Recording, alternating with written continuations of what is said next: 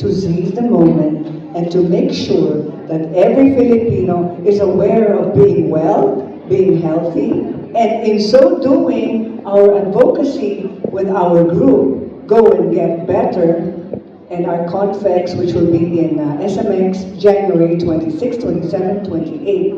Our main objective and advocacy really is to make the Philippines known as the health and wellness and well-being destination of the world. Are you with us? Parang lobat. Yes. Are you with us with this campaign? I know Bob is, and I know former DOT Sec Wanda is. So we are here today simply because we want our country to be well. At the same time, we want to promote the Philippines as the wellness destination of the world. But we have to begin with ourselves, and a lot of effort from the private sector and support from the government sector.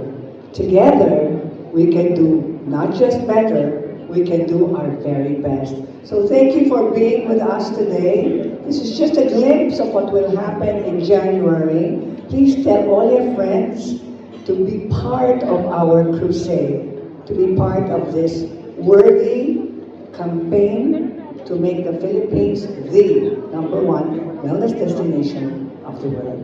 Mabuhay po tayong lahat, and God bless you all. Thank you, Ma'am Carter. We will be seeing you again later on in the program. At this point, we'd like to acknowledge Ivanovich Agote of DOT. Please stand up kung saan po kayo so we can acknowledge your presence. Sir Ivanovich Agote, if I said that correctly. Good afternoon po sa inyo. Now, our next speaker can certainly be considered as the prime mover of regenerative tourism in the Philippines, because during her term at DOT, she led the restoration of Boracay, one of the country's best-known beach destinations. I'm sure you've all been there. So, ladies and gentlemen, please welcome on stage former Tourism Secretary Wanda Teo.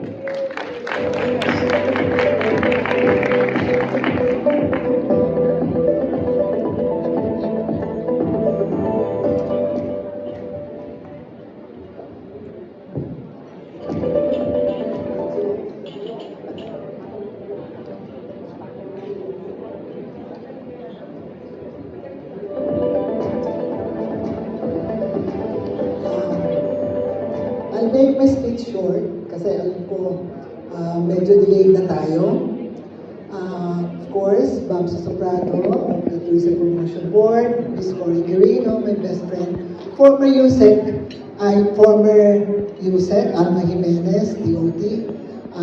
These are my friends and those in the panelists.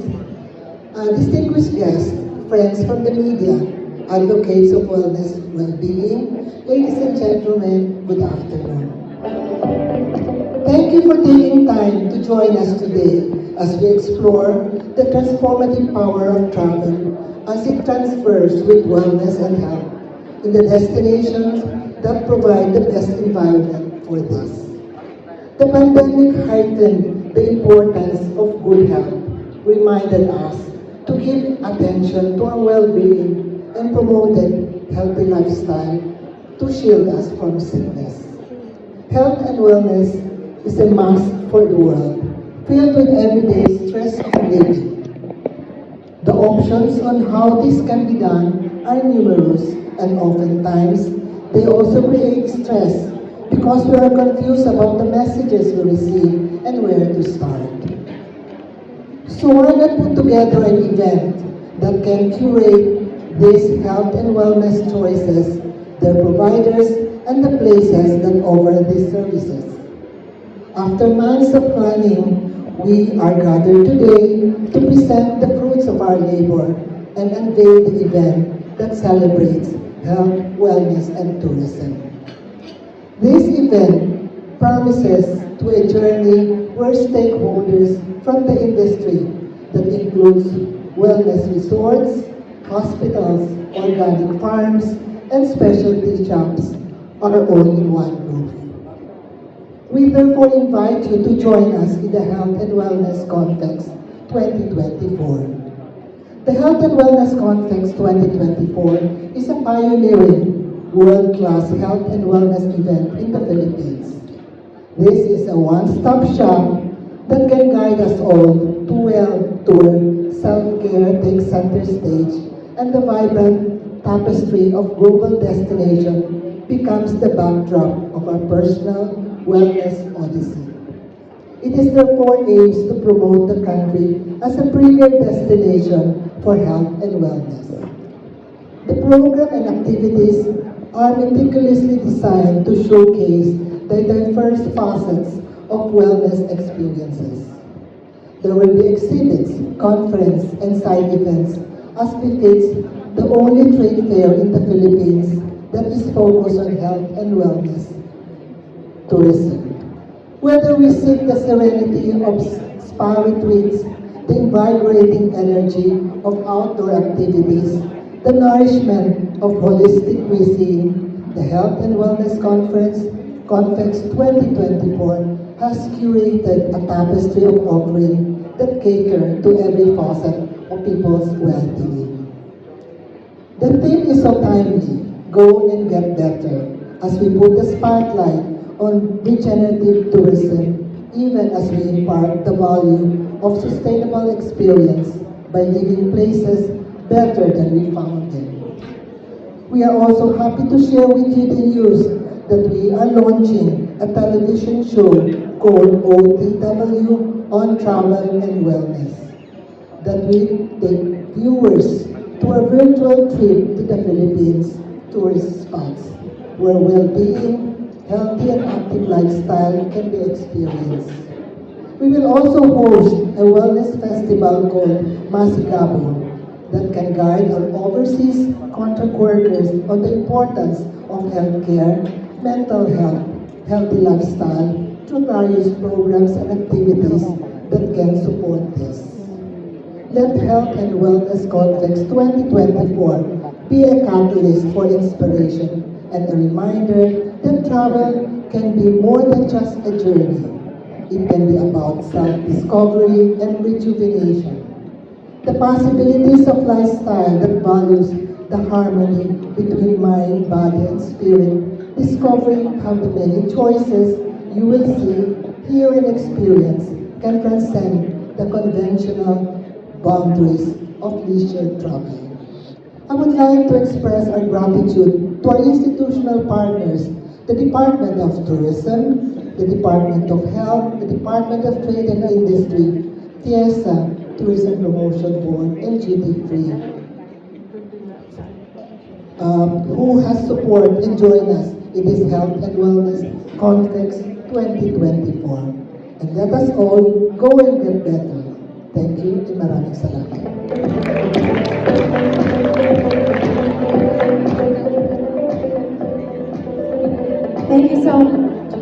Thank you, Ma'am Wanda, for those kind words of encouragement. All right, I'm so excited about this afternoon's event because today, as you all know, the theme, like what Ma'am said, is Go Get Better. Regenerative tourism recharges all. So for everyone's information, Go and Get Better is the tagline for a multi-platform, multi-sectoral campaign which fuses the quest for health and wellness with the advocacy for regenerative tourism. And what makes this campaign even more exciting are the various components that make it up. Wonderful and innovative components which we will reveal one by one as the afternoon progresses. Now, we are also pleased to announce this afternoon that our Go and Get Better campaign has its own metaverse app. Wow, so let's all turn our attention to the screen. Of course, there it is.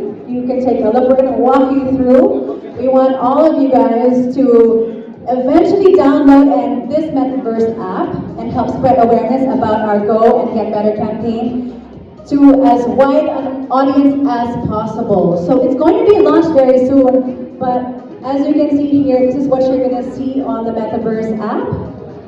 Very exciting stuff, so much information. It's going to really connect you to the programs and you'll be updated with a lot of activities. Okay, so it's a quest. Wow, all right. So there you go. You scan the QR code. There we go. All right. All right, what's going on here? Okay, so you're logging in.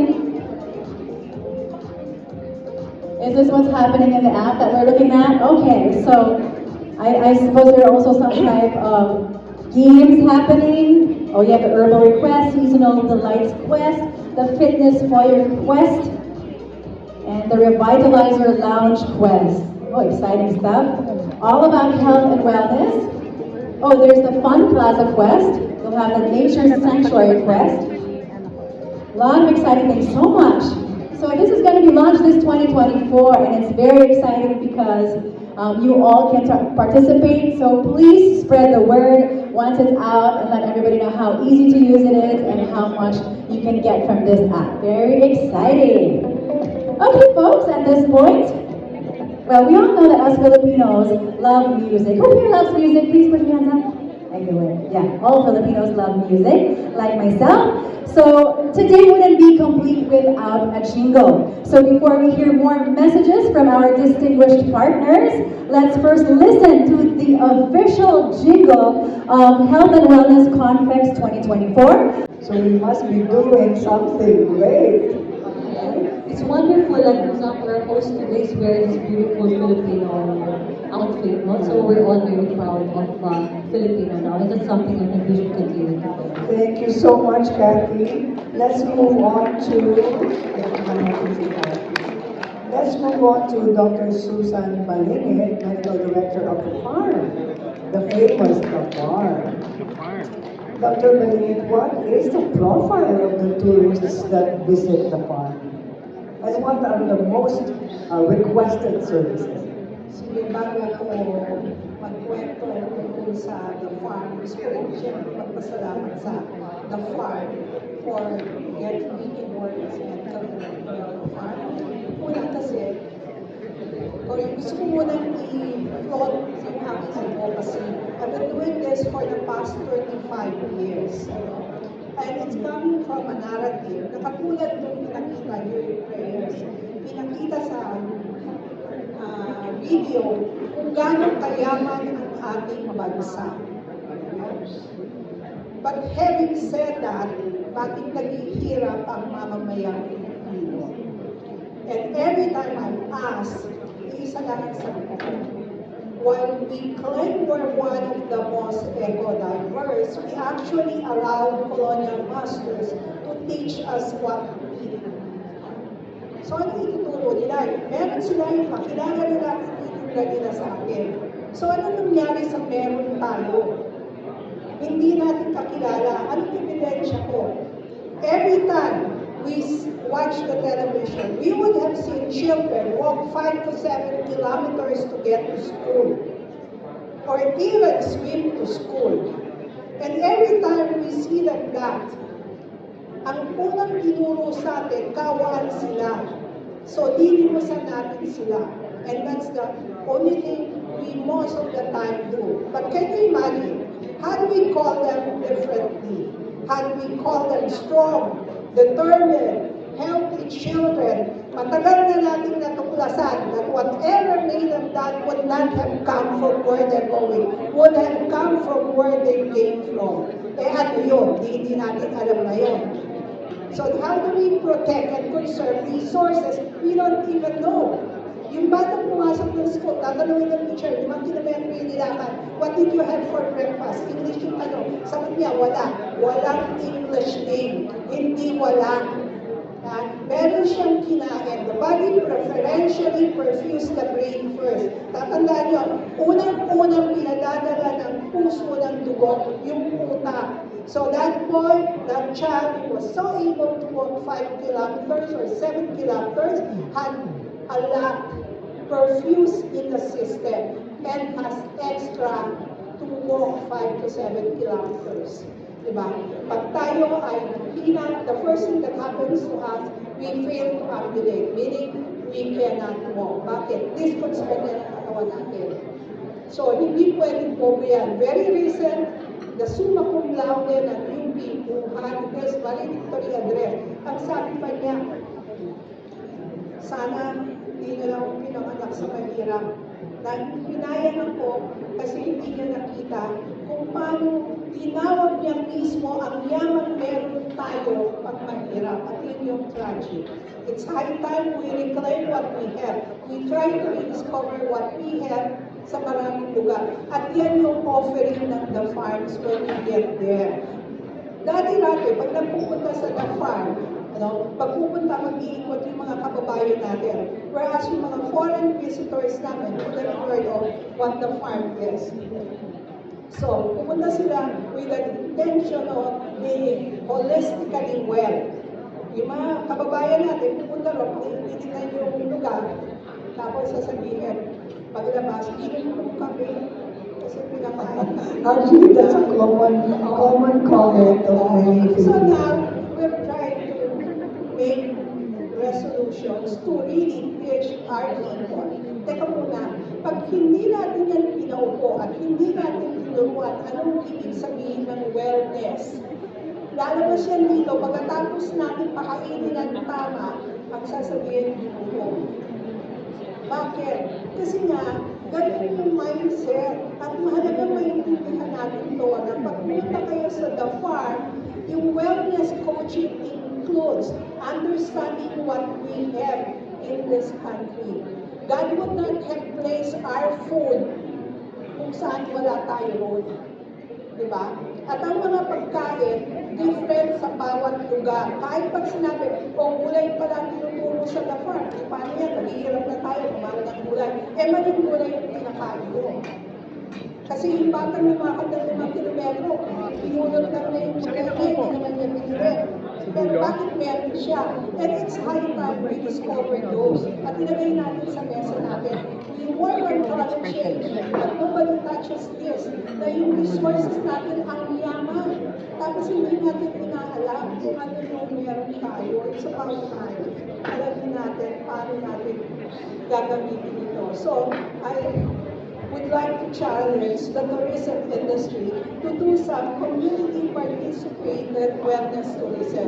Kung saan ang mga barangay, pwede nyo ako para protektahan ang environment, makita sa mundo ano yung meron tayo, gano'n tayo kagandang tao, gano'n tayo kapitikas at kalalakas ng mga tao, gamit yung sarili natin mga resources. Okay, Dr. Palini, okay, malapit na Sa parent experience na lang na distinctive Filipino parent experience. Huwag niyo silang pakainin na hindi naman yun doon nakasama. Sorry passion ko kasi lang ito na sisiyan mo.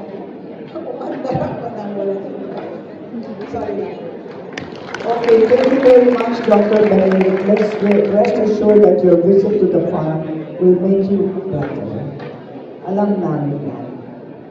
Okay, let's move on to...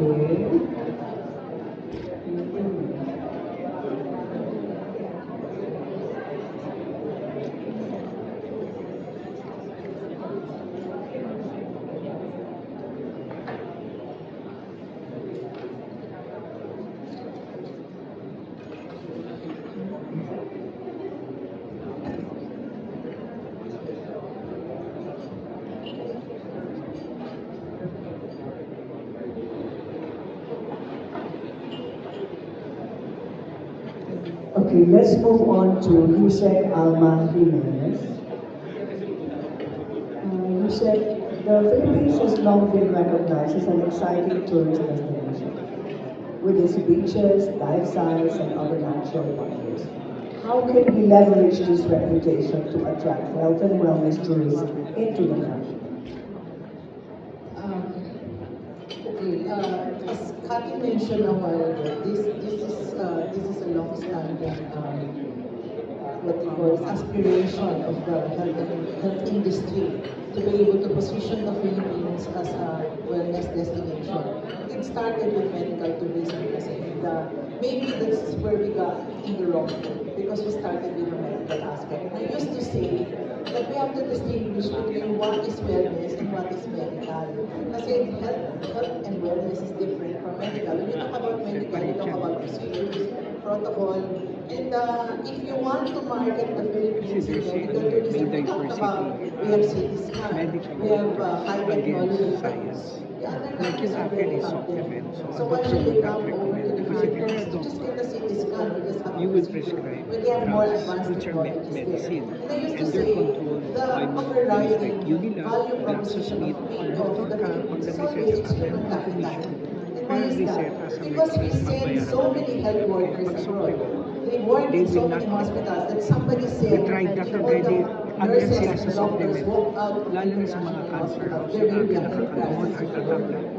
And so, why is it that we're not able to tell people that this is the country where we all come from? And therefore, if we are able to send people to take care of them out there, then we must have a lot of them here. And so we said that when we position ourselves for health and wellness, we should talk about diseases that are not really barriers. They said it's not covered by insurance, the insurance portability is a barrier. They said when you talk about the niche services, it's not just a matter of talking about a certain niche value proposition, but it's also talking about a niche service where we can excel. And I was always thought cancer care is the best service. Why? Because when you diagnose with cancer, you will consider all options by which you can get cancer. That means it's not just chemotherapy or radiation therapy, which which are available outside of the country. But you want to be taken care of by people who could do massage, by people who could do diet counseling, by beautiful sceneries, by wellness, by faith, by everything that makes you a whole person.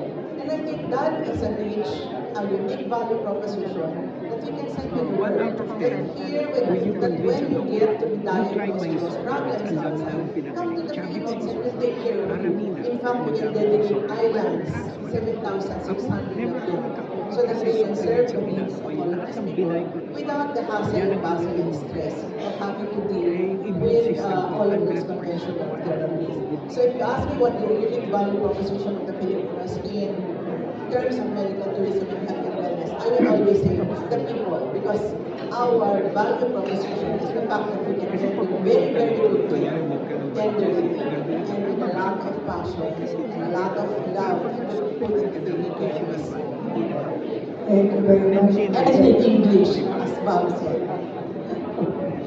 Okay, let's hear from travel industry now, which is represented by Ms. Maria Lourdes Hapson, ASIC of DOT. Maria Lourdes Hapson, a former DOT Assistant Secretary and now the President of her own travel agency, Strikers Travel Corporation. ASIC Malu, how are Philippine travel agencies doing today? Okay, good afternoon, first of all. Well, travel agencies and the rest of the tourism industries worldwide has been adapting to the so-called new normal, next normal. Not really new normal, it's next normal because it's been 4 years already. Where are we now in connection to that? Well, we are more diversified now because during the pandemic, we actually reviewed our services, processes, and even the products that we sell. And I could say that along the way, we discovered a lot of things, including the health and wellness product. To speak as a travel agent and coming from the government before, I am just fortunate enough to experience both arenas of the business, the policy and the execution. Well, where are we now? I would say that we are recovering, but with a different way of business because we were able to transform our services and businesses. Just like what the doctor from the farm said, that their services is more on. Actually, when you go to the farm, it's a little bit, high end.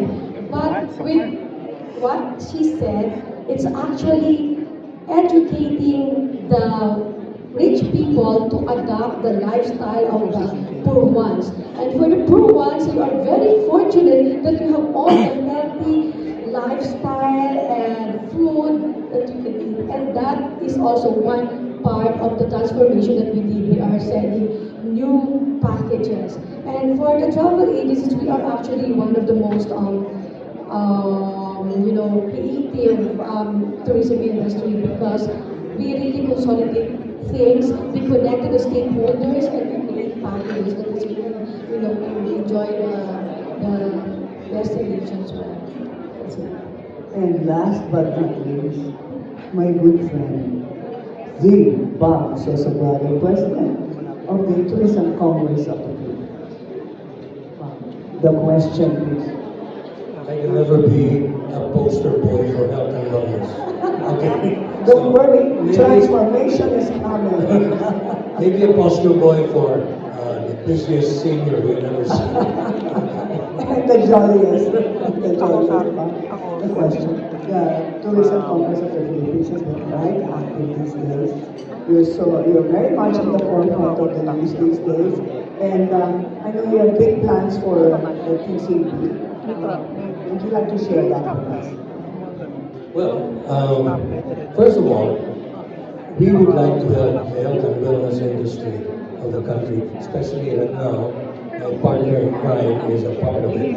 And Corey and I have been working together for so many years now. So now that she's really a part of this, we would like to help out. And however, there's one thing that I'd like to complain about. Tourism Congress of the Philippines would like to have more members from the health and wellness industry. Right now, we only have Kathy. Should have more. Two out of the 1,000. I'm sure there are 1,000. So that's the reason why we would like to encourage more people to join us. But as long as you are DOT accredited, I have good news for you. Any day now, I'm going to be signing an MOU with the Department of Tourism that all DOT accredited establishments starting January will automatically become a member of the Tourism Congress of the Philippines. Thank you. Which means it will increase the population of health and wellness establishments, and then we can help out even more in the industry. And my plan was to, now that you will be putting up this conference, starting next year, every year we always have our regional consultative meetings in different regions of the country. And what we'd like to do is, when we have our consultative meetings in Luzon, Visayas, and Mindanao, we'll include health and wellness. We'll promote health and wellness as well. Also because the Department of Tourism is also now promoting wellness tourism.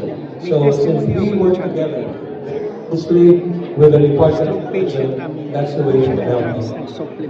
Thank you very much, Bob. That's music to our ears. Palakpakan po natin ang ating mga panelists ngayong hapon.